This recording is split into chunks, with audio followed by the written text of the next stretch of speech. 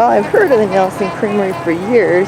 I hadn't actually ever found it. There's a place with a big ice cream cone on the outside of it, right on the main drag. This is on 35, so if you're heading to Pepin, you actually have to turn in order to find it. And we'll see how we go. Thank you.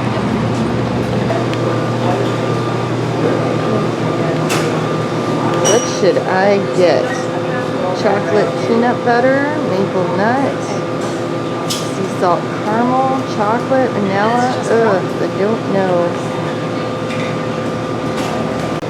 White cheese curds, yay! Most cheese curds here in Wisconsin are cheddar, yay! Well, I successfully found Nelson Creamery this time. I'll just say again, as you're going through Nelson, you have to turn on 35. It's a couple of blocks in. Do not be fooled by the fact that there is a store with a similar name on Main Street with a cutout ice cream cone. That is not the place. And now I am getting ready to head to Spring Valley. En route, I always like to stop in Plainview because they have a giant Hereford. Now, it's not nearly as big as Albert, but it is a pretty big Hereford. And I keep trying to get a better picture of it, but after the first couple times, there's always a car parked by it. But here he is in Plainview, Minnesota. And this is from Pepin to Spring Valley. Now, I should say I came a little different way than I normally do. Normally, I kind of take back roads, but navigation wanted me to take 90, and so I did. But navigation isn't always right. But if you take 90 for a bit, this is how long it is. Now, I did, and I am always in a hurry when I'm there, so I forgot to take time.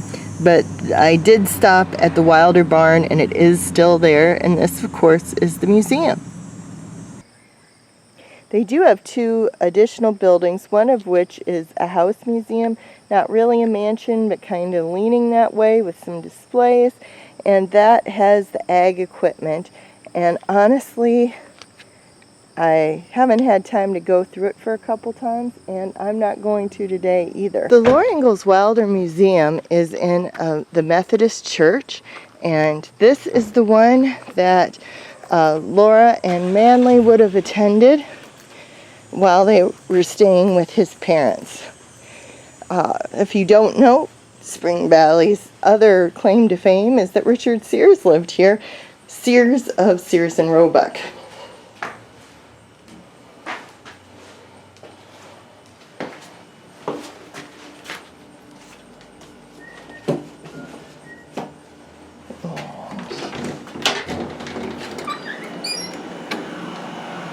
Hello. How are you doing? Just great. You want to say welcome to Spring Valley? Welcome to Spring Valley! I hope you enjoy coming along on the trip, and if you do, remember to click the bell and